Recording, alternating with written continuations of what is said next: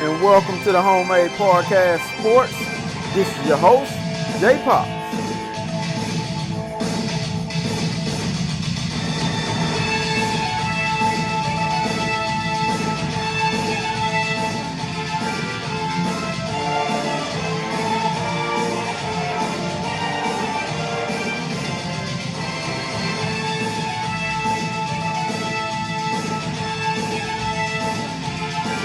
Welcome back to the Homemade Podcast Sports with your host, J Pops. Guys, today's date is October 6, 2020. Man, we're getting a little bit closer to Halloween. And after Halloween, we're getting close to November. You know, and so on and so on. But, guys, I'm coming to you today with some Aggie content. To the guys that's out there that's subscribers, in which I'm at about 80 subscribers now. And I thank you guys for that. I thank you all for the comments and everything. Also, to Jonathan Simonton for our last podcast that we had done on the overreaction. I thank you. To the Aggie community that went and sat there and watched that video for about an hour. I thank you guys for that. You guys will make me continue to bring out more and more content. And I thank you for it. To the Aggie family, I love you guys. And I thank you. Also, please hit that subscribe button if you can. If you guys like what you see, regardless to what fan of whatever team that you are, if you guys love listening to this, please continue to hit that subscribe button. Please continue to share comments, everything. So let's go ahead and jump on into it. And this here is something that it's a lot of guys wants answers for. I know it. I always hear it. I hear it all of the time, man. And this is starting to be a trend. And also over there with the Longhorns as well. And when I get into this question, you guys are gonna know what I'm talking about. The number one question is Jimbo Fisher worth $75 million for 10 years? I'm going to throw that out there again. 10 years. Is Jimbo Fisher worth $75 million for 10 years?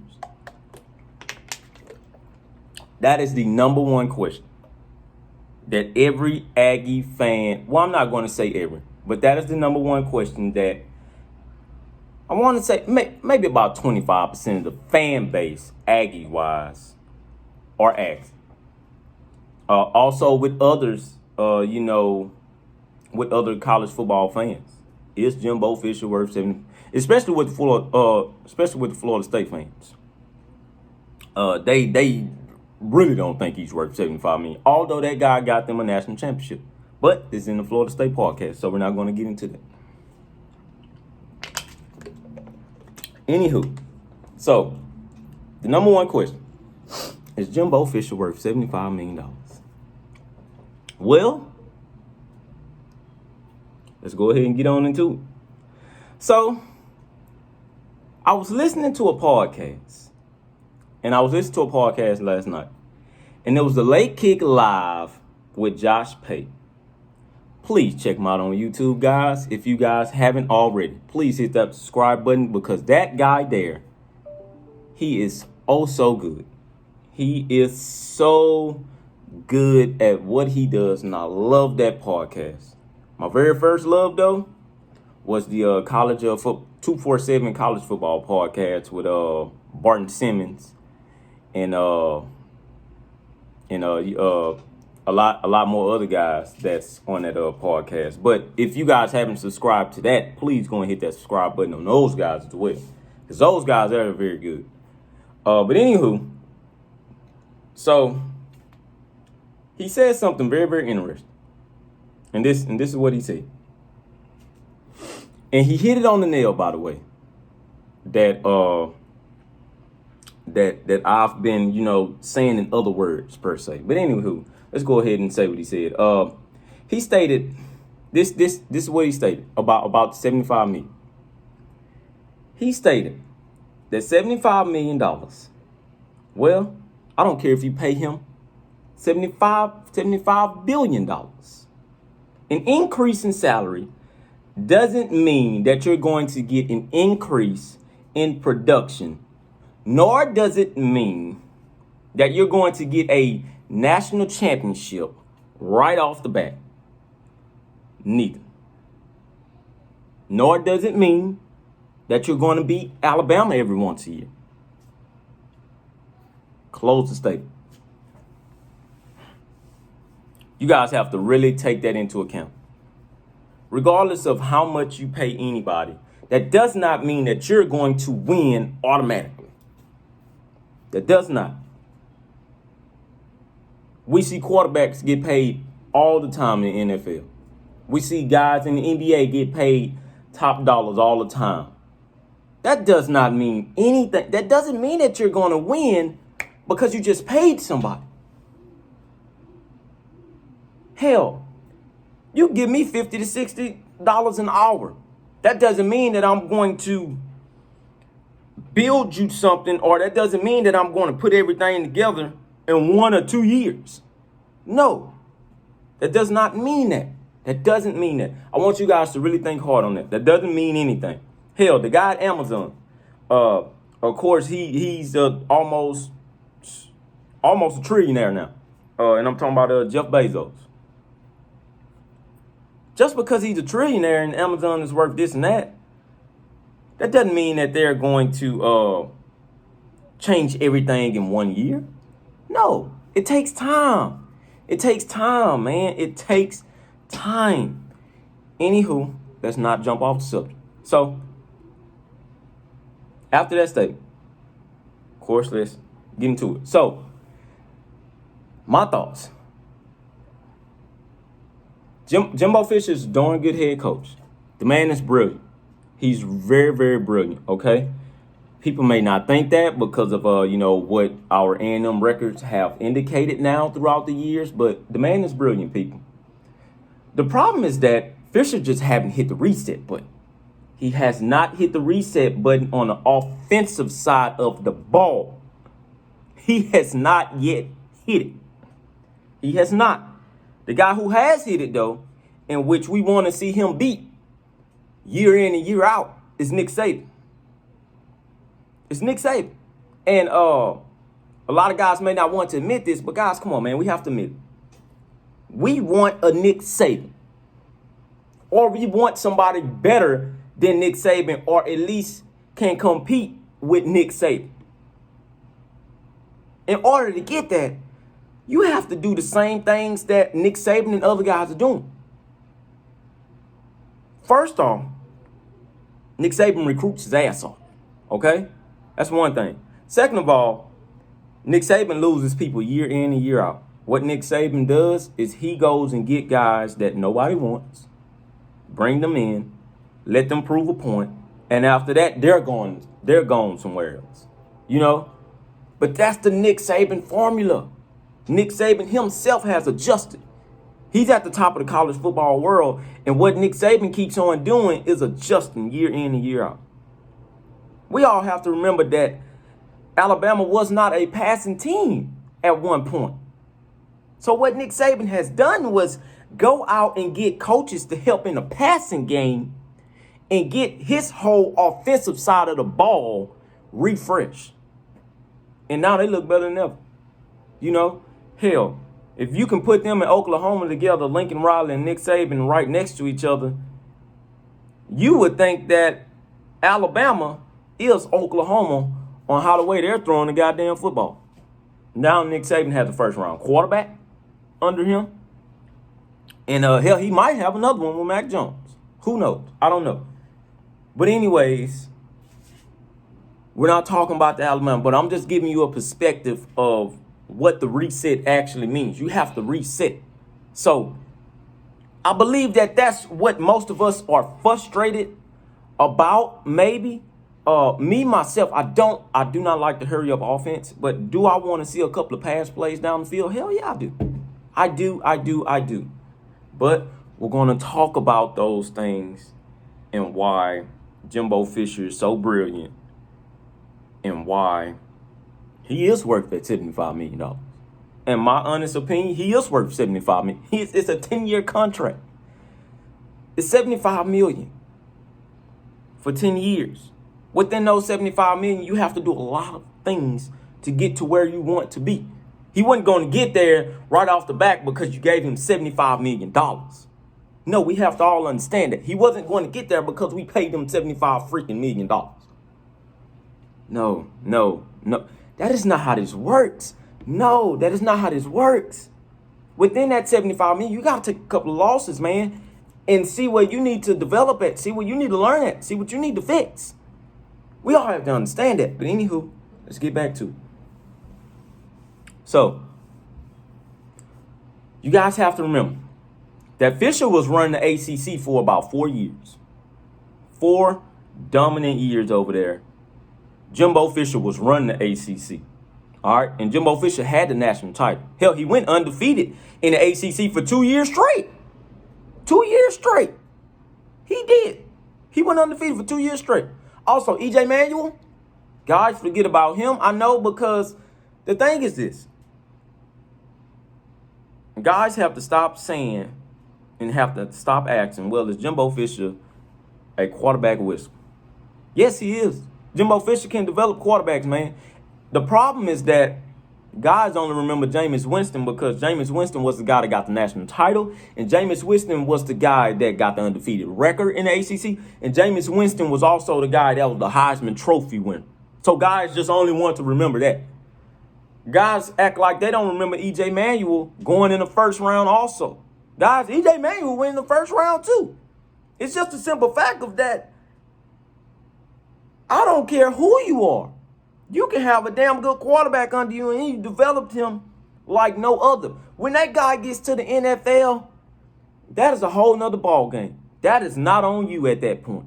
All you did was get the guy ready for the NFL. Now, when he gets to the NFL, that's all on him and on the guys that's developing him in the NFL.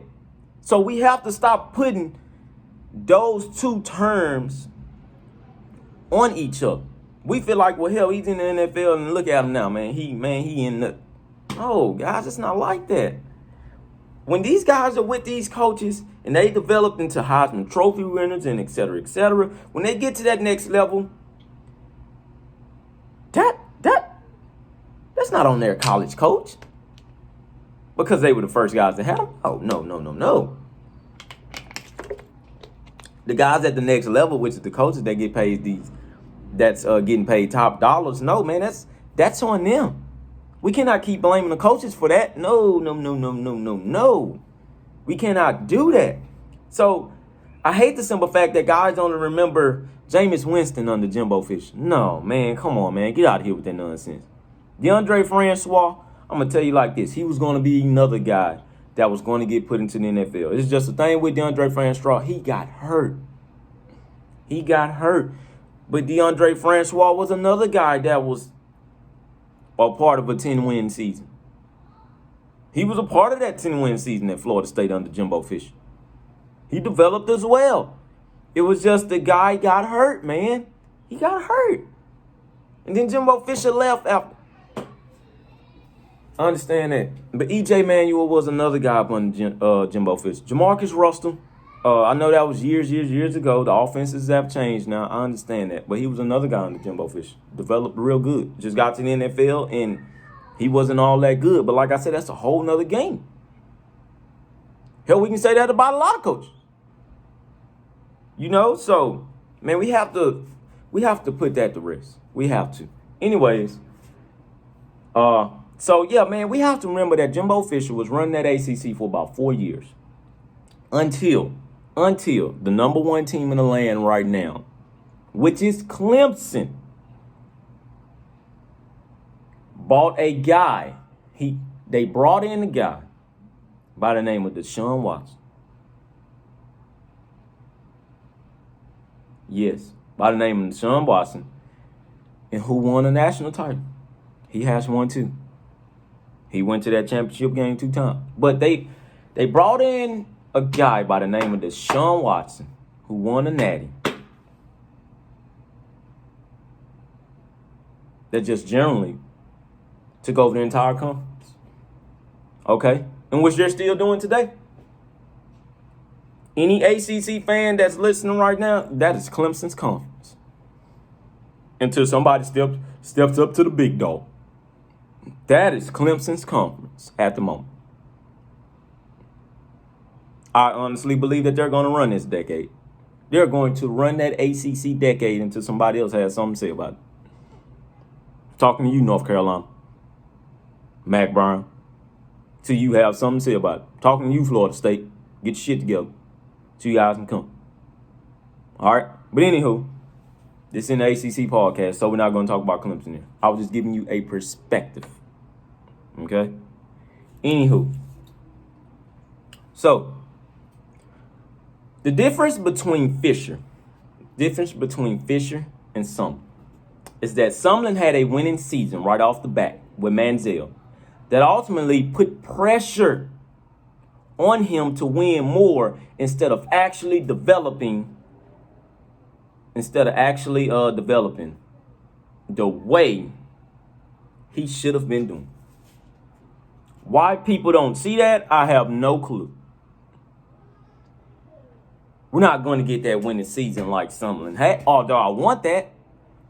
But then again, I don't, because we all seen where it led Kevin Sumlin to. Kevin Sumlin was on top of the world when Johnny Manziel came and beat Alabama that year. And those guys went 11-2 overall. We were on top of the world. Texas A&M was talked about. We had a lot of guys want to come. Everything. The problem was that when we were winning like that real fast, the problem was that Kevin Sumlin wasn't actually developing anybody. He was not. He wasn't developing anybody, people. And don't get me wrong, man, I like Sumlin. I love what Sumlin did. But he wasn't developing anybody. He wasn't. Why? Because it was too much pressure on him. They had pressure on him right away after he won those 11 games. Nobody realized the fact that, well, shit, we need to start developing some of these guys. Nobody gave him a chance to do that. Nobody gave him a chance. I understand, yeah, he had been there 6 years, so he should have got the development process out the way. Well, he couldn't win the simple fact that everybody just wanted him to win. No developing involved, none whatsoever. So we have to understand, man, you have to put development in there somewhere within something, okay? Also, the culture was messed up. The culture was in shambles. Okay? So you had development in a way, culture in shambles, recruiting wasn't really up to par like it should have been. All of those things. Why? Because he had pressure on him because of that 11-win season. We all wanted to see an 11-win season again. We didn't want to wait for it. We wanted to see 11 wins again, or at least 10. We wanted to see that again. All right? Anyways. So, this is what the difference is. Jimbo Fisher got an investment. He got an investment to literally change everything. I need you guys to think about this. Jimbo Fisher got an investment to change literally everything about this football program. From recruiting to the culture and then the win column. From recruiting, the culture, the development also. Let me not forget that.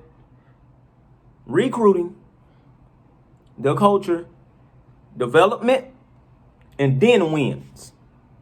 You have to put all four of those things in perspective before you go out and start beating Alabama and LSU and, guys of that nature. And also Auburn, too. Hell, you can throw those guys in there. And who do we have? We have Florida this Saturday. I understand that. I know that. I know that. But you have to put those things into place. You have to. So that's what that investment was. The investment was about that. It was about that. So, which leads me to this here. The A&M roster that we have now, compared to the years back then, is way ahead of its time. You know, we're not very far from Alabama, nor any other team in the SEC West. Also, the gap isn't that wide at all. Although, it damn sure didn't look like it with the score that was presented last Saturday. I get that and I understand that. It doesn't look like that. I know 52-24. Who the hell is going to believe me on that? Well, I'm telling you now. You better believe me now. Because I'm doing the research. I am doing the research. And it is proper research. Am I saying that we are Alabama? No, I'm not saying it. I'm not saying it. But I'm saying that the gap isn't that wide. Not like everybody think it is. The gap isn't that wide. It isn't. It isn't. Anyways, the problem is that we're just having a difficult time fixing the backfield, in which I've praised recently. And I know it was only one game, and that's why I got so much flack about it. I know it. But the problem is that we're still trying to make our backfield into an SEC type of backfield. Now, I'm going to tell you right now, man, that's hard to do. That's hard to do if you haven't been recruiting guys that can actually be a part of that backfield. And that's hard to do when your backfield was never known for being good anyways. That's hard to do. And then let alone in the SEC, that is hard to do. Once again, which brings me back to Jimbo Fisher got an investment to change everything, rebuild everything. All right. With recruiting, development, the culture, and then a win column. I can't say that enough. I can't say that enough, people. I cannot say that enough. Anywho, let's get back into it. So, also, the quarterback position will be changed come next year, in which this is another area where Fisher is changing things at. It doesn't look like it now because Kellen Mond is still in there. I know that. I understand that. But he's a senior, people. So that's the reason why he's in there. We all know this. We all know this. Hell, and if I could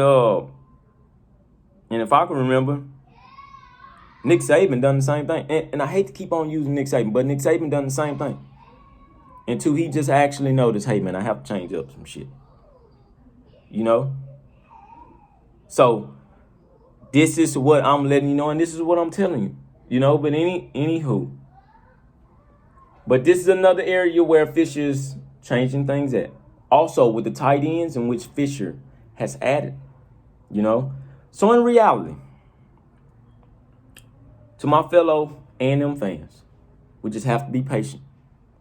We got to be patient to the process because this just takes a while, man.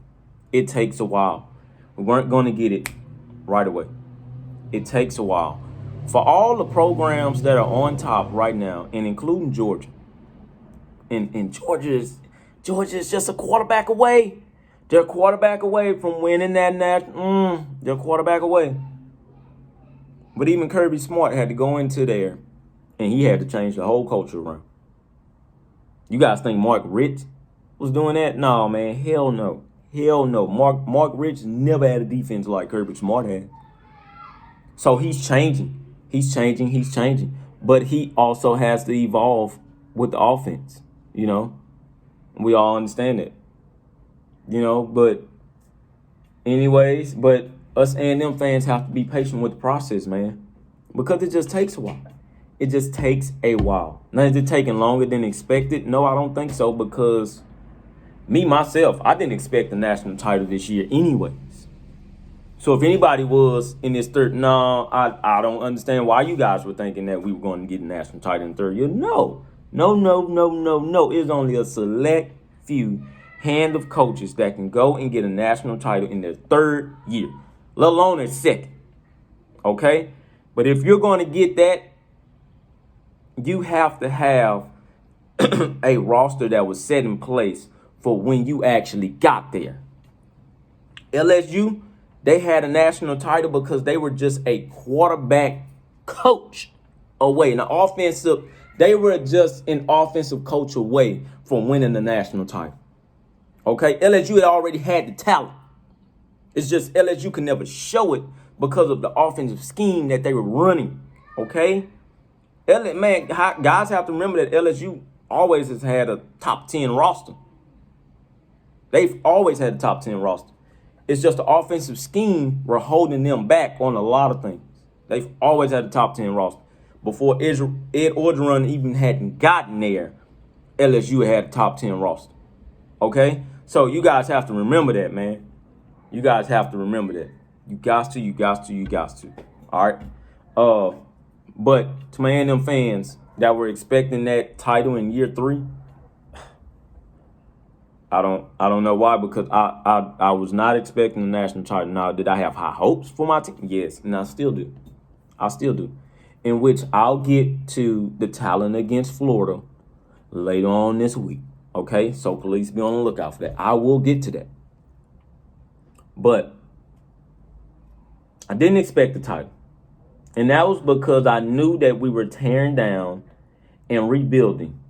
And it was going to start with recruiting, especially in our defensive backfield, where Jalen Jones will be the actual footprint for what we want to see and what we're trying to do.